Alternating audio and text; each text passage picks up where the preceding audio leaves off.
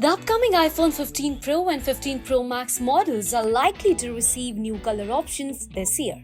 However, as the new variants make their way, Apple is also planning to do away with some existing shades, at least for the Pro iPhones.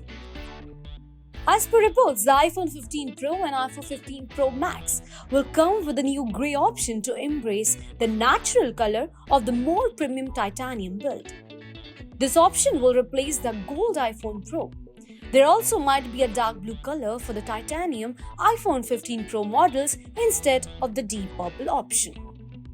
This leaves the iPhone Pro models with the standard white and black color options. The same options may still be there for the iPhone 15 Pro models.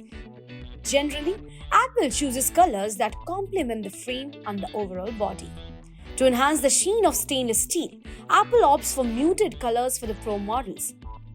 In contrast, the regular iPhones like the existing iPhone 14 and 14 Plus feature an aluminum frame. Therefore, regular iPhones get more vibrant colors to enhance their shine.